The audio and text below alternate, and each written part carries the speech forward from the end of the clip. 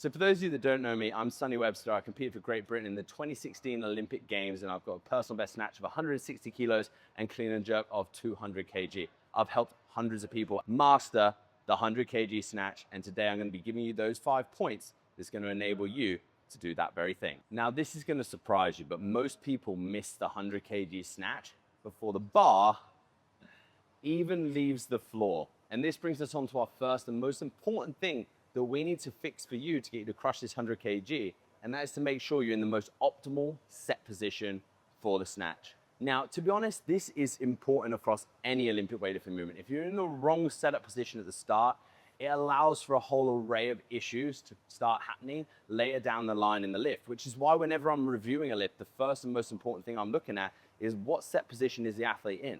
So we're going to be breaking down now the key points that you need to master, and we're going to be starting off by looking at foot width. Now, I want to explain to you why foot width is so important, you see. If we're not in the optimal stance when it comes to applying force through the floor, it makes it very difficult for us to maximally utilize the legs, which are big, strong muscles, in order to be able to create the force, to be able to get the bar moving high enough for you to be able to move down into your receiving position. And this is commonly why I will encounter people that feel super strong, but won't necessarily be able to snatch 100 kg because they don't let the big muscles or the right muscles do the work in the lift. So back to start position.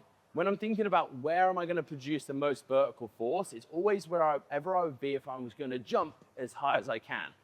If I was to put you on a force plate today and I got you to jump with your feet at shoulder width, jump with your feet here, or jump with your feet here, where are you going to produce the most vertical force? Obviously the one in the shoulder width. That's where you're going to feel most powerful. So whenever you're approaching a bar, go up to the bar and just ask yourself that question. Am I in the position here where I feel like I can jump as high as I can? If not, there's likely going to need to be a little bit of movement in terms of where your feet are. Okay? Now, what you'll notice when I'm in my optimal position is what I'll very slightly do here is turn my toes out in the start position. Just turning those toes out very slightly in the start position allows me to find it easier to get into a good set position. If my feet are too wide, like so, this is one of the key issues that can cause difficulty in setting the arms straight in the start position, but also for me to set my chest up. Generally, I'm going to be set with around a back with a wide stance, and we don't want the upper back or the back in general to do too much work. We want it to work evenly with the legs in the first phase of the lift. Equally, if my feet are too narrow, which you will see some athletes do, generally the Chinese ones start with a very narrow stance, or very small lifters. They'll start close with the toes turned out to try and get the legs working a little bit more in the first phase of the lift. It will make it challenging unless you have an extremely long spine to set the spine in a neutral position, which is why that technique is not for everyone, okay? So we're always gonna go for that stance where the feet are in the position where they're gonna produce most vertical force to begin with. Now, I've had to grab a PVC pipe for this one. This is an absolute hack if you don't have any clue of where your grip width should be. Grip width when it comes to snatching.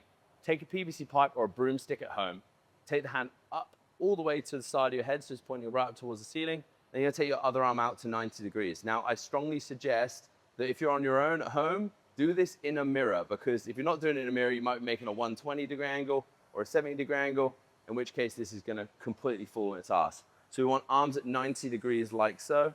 Then from here, you can take the PVC pipe overhead and return it to waist height. This will give you a really good indication of where you should be gripping then. And then you can marry your grip up on the bar as to where you're gripping. Now, that's not gonna work for everyone, because every now and then you meet someone that has a really short torso and extremely long arms, or someone has a really long torso and short arms, but that will give you a pretty good indication of where you need to be gripping. Now, the next point that I want to discuss is the relationship between the knee and the elbow or the arm when I'm in the setup position. This is commonly something that I see a lot of people struggling with when it comes to finding an optimal start position. Now, what we want when we're in the setup position is a few things to be happening. When we're getting set to the bar, we want the knee to be above the toe when we're in the start position. This means that when we apply the fresh pressure, it's going through the flat of the foot. So if the knee is tracking too far over the toe in the set position, this can it will increase the likelihood of the body weight shifting forward in the start position. If the knees are too far back and sitting behind the arms, it makes it difficult for us to set the back and actually use the legs in the first phase from the floor. So if you come around the front here and have a look, what you'll see is when I'm in an optimal foot width stance, you'll see that there's a little bit of space here even if my knees are tracking over the toes, between my knees and the arms. Now, even holding this position burns my quads, okay? But that's a good indication that you're in the correct start position, you're loading the legs in the first phase of the floor. What I'm looking for from an analysis standpoint when I'm assessing an athlete from front on when they're lifting is that the knee is directly above the foot, which makes it easier to keep the foot pressure completely flat through the shoe when we're pushing from the floor. So we don't want our knees necessarily knocking in this start position because we still need a little bit of glute engagement. So as I said, I'm still thinking about spreading the floor here, but the knee is staying tracked over the toe, and there's a little bit of space here between the knee and the arm. This is what's always allowing the arm to be set straight first in the start position. So you'll see when I'm getting into my start position, what I'm always doing is setting my grip first and then setting my knees between the arms. That way my arms are straight and my legs are loaded. As I'm initiating from the floor, then I'm making sure that I've taken the slack out the bar. So I'm taking the tension in the first phase of the lift before I initiate, okay? What you'll also notice, and this is something I just picked up on last week when I was analyzing someone, they were giving the cue to turn the knuckles down in the start position. Turning the knuckles down is not ideal. It causes the shoulder to roll forward and the lats to switch off in this position. What we're actually trying to do whenever we're moving from the floor is pull the shoulder blades back and down in this start position and keep the wrist completely flat here. You've got your hook grip so you can keep the arms hanging loose. Now, I just want to show you from side on the relationship between my shoulder and my hands when I'm in that start position. So you'll see here that my shoulders are directly above the bar, okay? So what we don't want to see here is that the shoulders are too far in front of the bar or too far behind the bar in the setup position, because this will cause the knees to start poking through in front of the arms. So the knees and arms are in line, the shoulder sits directly above the bar, and that will allow us to think about leading with the chest when we're in that first phase when we're moving from the floor. Next thing that we're going to touch on now is butt position or butt height. And this also has a role in the relationship for chest position and eye position at the start. So that's where I'm going to start, because one of the things that people always find challenging when it comes to finding optimal set position is thoracic mobility.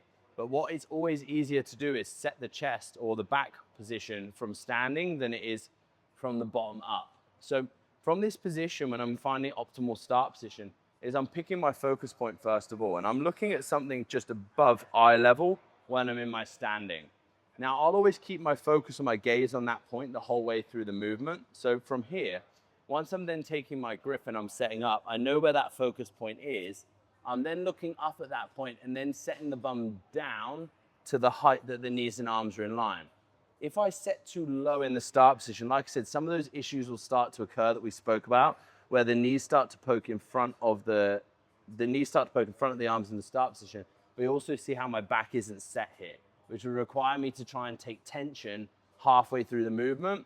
If we don't have the right muscles engaged at the start of the lift, they're not going to show up when it matters through the extension phase of the lift. So we need to make sure all the muscles that we want to create the vertical force are engaged in the start, which is why that back position or butt height is really important.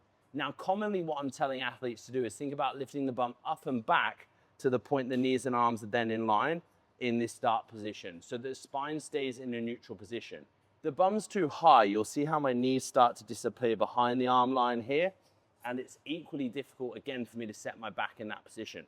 So optimally, we're thinking knees and arms in line so the spine stays neutral, then the chest can stay up, the eyes can stay up, and we can lead that lift thinking about leading with the chest.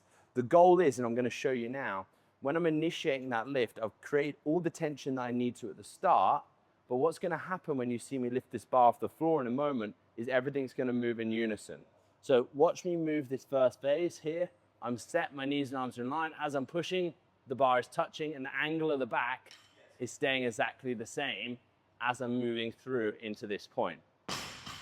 That's what's ultimately going to be allowing me to utilize the legs successfully through the middle phase of the lift. So now let's just run through a quick checklist for what you're going to need to hit that 100 kg snatch.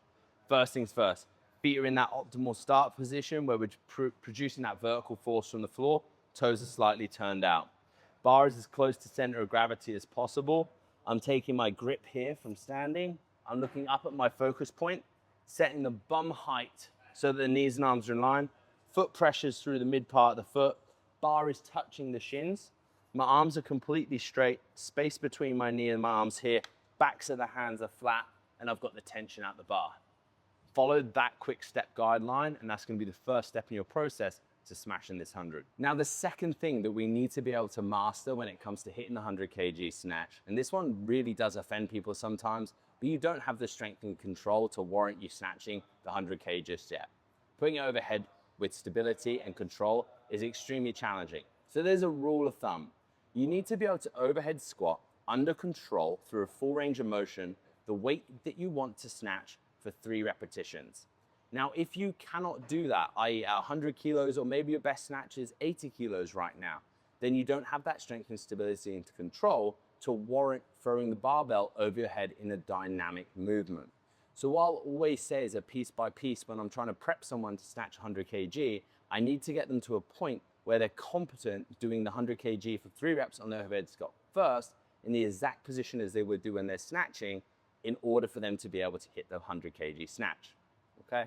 Now, there's a few reasons why this is really important. One, yes, at the end of the day, this is half the movement. Being able to catch in the bottom position with 100 kg and stand up with it is part of the parcel, okay? It's partly the reason why people end up power snatching instead of full snatching. But secondly, I wanna reduce the likelihood of when my athlete is moving to the 100 kg, them getting injured. If you haven't built the stability and the strength with the weight you wanna hit in the lowest range, and the bar is slightly out of position, which it will be when you're attempting weights that you've never hit before, then this will increase the likelihood of you injuring yourself. So we need to be able to master this bit first. Now, if you've just listened to that and think, well, no, suddenly I can overhead squat the weight that I wanna hit for 3, well, that's great. You've hit one of the checklists that you need to be able to hit the snatch. It's then gonna increase the likelihood, the reason why you're missing the 100 kg is because the bar path and the technique is the thing that is holding you back. We wanna be smart about this approach. Imagine jumping off a cliff into the water without checking where the rocks are in the ocean. You might survive, you might not. It's always much smarter to find out where the rocks are first before you're jumping in. This is what's gonna reduce the risk of injury and get you being able to hit the 100 kg nice and safely. So when it comes to mastering the overhead squat, this is something that you'll see a lot of elite weightlifters or even good weightlifters practicing as part of their training methods to improve their snatch. Now, if you're watching this and you're a CrossFit athlete, likelihood is you're not spending time doing the accessory exercises that you need to in order to progress Olympic weightlifting. And if I was to say if there's one exercise that you need to be doing in addition to the snatch movement in order to progress, it is this exercise. And it only really takes around 15 to 20 minutes before moving into a snatch exercise to be able to prime yourself before snatch. So it's an easy addition to what you're already doing. And I've seen it hundreds and hundreds of times, guarantees people a great result with their actual snatch movement. It's a perfect priming exercise. So a couple of things that are really important. When you're doing the overhead squats, in an ideal world, you have access to a rack. But if not, you can always just pop the bar up from the floor to behind the neck in your snatch position. Now, what I'm making sure that I'm doing here when I'm doing the overhead squat is I'm making sure that I'm setting my hands in the exact same position as I would do with them snatching, and I'm setting my feet in my receiving position for my snatch. So that's slightly outside where our normal position is. Now from here, I'm bringing the barbell up and overhead to my lockout position. I'm making sure my wrists are back, the bar is over the crown of my head, and I'm making sure I'm moving through my full range all the way to my receiving position and then standing up under control. There's no point doing these and cutting the reps short. You wanna make sure you're building the strength and stability through the full range of motion when you're performing this exercise. Take a slight pause in that bottom position. Don't relax, but feel the stretch in that final position and maintain tension and stand up. Over time, like I said, you wanna be building to 100% your best snatch for 3 repetitions on this exercise. If you're struggling to find depth in that bottom position, then we potentially just highlighted a key area that's preventing you from progressing in the snatch movement. And this is exactly why I designed the 40-day Weightlifter's Mobility Manual. It gives you a step-by-step guide in the exercise and drills that you need to do to improve the range of motion to hit that bottom position. And if at this point you're thinking, I don't have the mobility, that's exactly where you need to go to start improving that bottom depth at catch position. Now, number 3, it's not the problem that you can't get the bar high enough, and it never is, but the distance between you and the bar is the issue. And this comes from a number of things. Now, when we're thinking about weightlifting, right, we're trying to get the bar to move as vertically as possible from point A to point B when it is overhead. If there is too much deviation in the bar, either in the first phase, forward or back, or through the middle phase, forward and back, what this causes is the bar to maybe be high enough, but be out of position. And that distance between you and the bar will make it challenging for you to be dynamic moving underneath it. So what we need to focus on doing in a number of key positions, and this is something that I really focus on with my athletes, is making sure that as the bar is passing the knee at this point, the bar is staying close to the body. If the bar is not staying close to the body at this point, it makes it very difficult, first of all, for us to impart force on the bar through the legs, because the bar is firing out of the hip crease. And commonly you'll see people are too dynamic in that first phase. The bar gets away from the body, and then they'll end up kicking the bar away and it starts to swing through this middle. So what we need to get used to doing is after extension, or when we're pulling, keeping this bar close to the body, and I've got just the drill that's gonna help you learn this. So check this out. This is a drill that I'll always teach my athletes to help them learn how to keep the bar close to the body through the middle phase of it. So I'll face you this way. What you'll notice is I'm stood between a rack and I've got that PVC pipe. Now, to train the body, or to train us to feel like where the bar is in relation to the body through this middle phase, we can do this drill here where we get used to thinking about bringing the elbows up as high as possible till the bar reaches armpit height, and then we turn through into the overhead position like so. This is very different than probably what you're currently doing, which is this, which is the bar swinging away through the middle, which is causing you to not be able to be dynamic in the receive position. So getting a feel for this movement from starting with the PVC bar waist height and turning over into our overhead position, so we're punching into the catch, gets you used to the feeling or what should be happening after extension. The bar is continuing up vertically and we're turning over into the receive like that.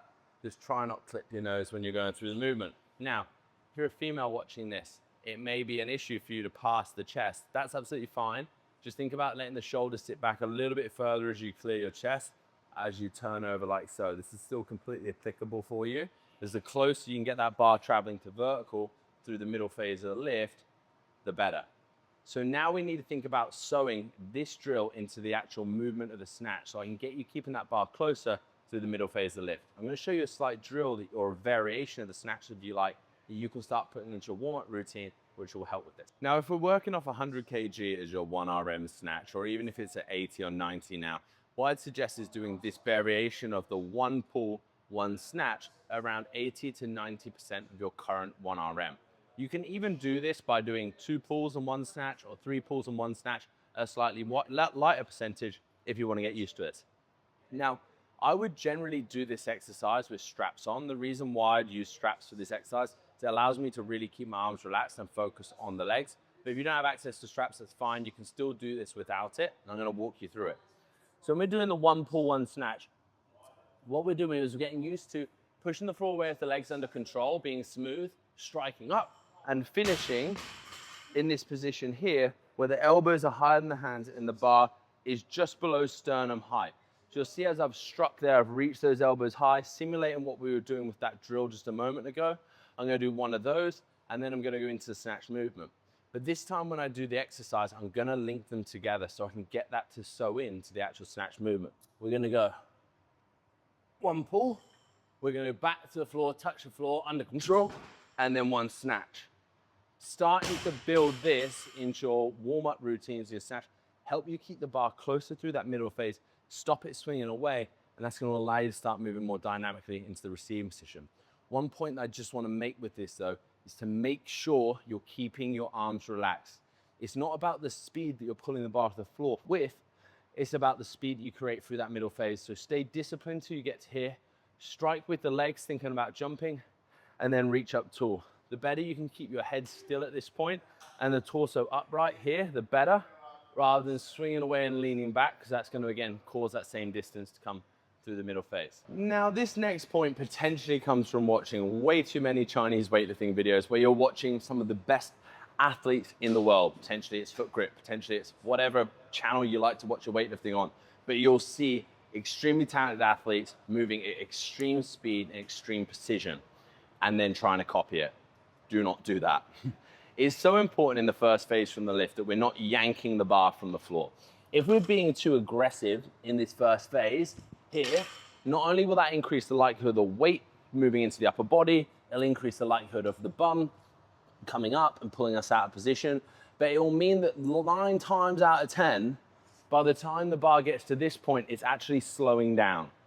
What we want to see happening is the bar reaching its peak velocity at the point where it's at the hip.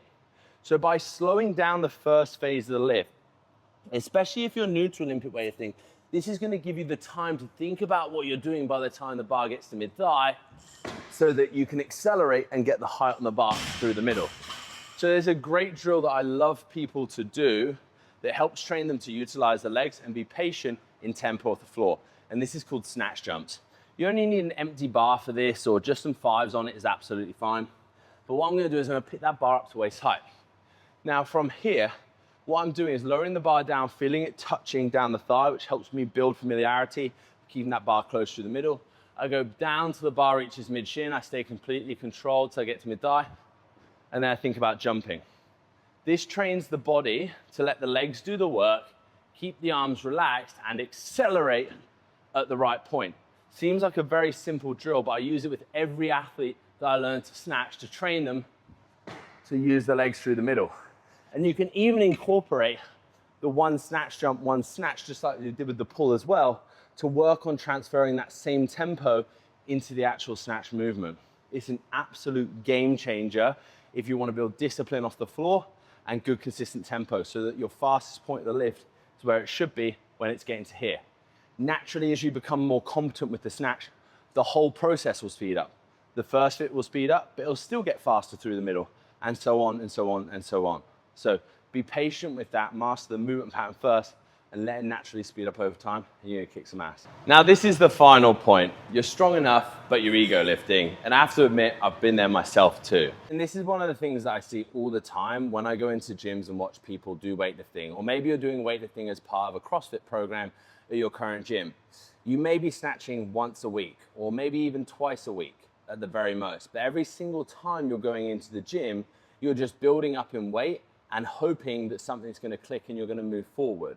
Now that will work at the start of your journey. So when you're first new to Olympic weightlifting and you go from doing no snatch sessions to doing one snatch session, then two, then three, and four on a weekly basis, there'll be an element of newbie gains that you're gonna be able to make because you're learning something new and you've done it more than once, okay? Granted. But the problem is, in order to progress from, say, an 80 kg snatch, which I'd say is fairly easy for a lot of people to do, to 100 kg, there needs to be some consistency of practice and training in order to be able to achieve this. Now, if you're watching this video and you're 70 kg, then hitting 100's huge. That's 30 kilos over body weight. If you're 100 kg watching this video, it's a bodyweight snatch, which is equally as impressive. But nonetheless, what needs to be done is practice and reps between the 70 and the 80% mark. So rather than trying to build up straight away every single time and just going heavier and heavier until you miss, you need to take some time out of your schedule and go, I'm going to dedicate 2-3 sessions over the next 4 weeks to actually do percentage work, so that you can start ingraining a consistent movement pattern based around the points that I've discussed in today's video that's going to allow you to stick to that good technique when you get heavier, so you can actually utilize your strength to hit this big 100. Now, this is exactly why I will guarantee you 100 kg if you're within 20 kg of it in the next 12 weeks. Working with myself and the team at Lifting Zone, you're going to get a complete custom 12-week training program. Not only that, you're going to get the initial analysis done with me where I can identify where your technical flaws are and then build a specific training plan around what your faults are. We'll look at everything from mobility to technique and the accessory exercises that you need to focus on. And I just need 3 hours of your week to make this a reality for you. So you want to find out more about how you can work with myself and the team, get that daily technique analysis, answers to questions on what you're struggling with, as well as weekly education calls, then all you need to do is hit the link below this video, go ahead and check it out. And while you're at it, check out this video of Juka on his journey to 100 kg too.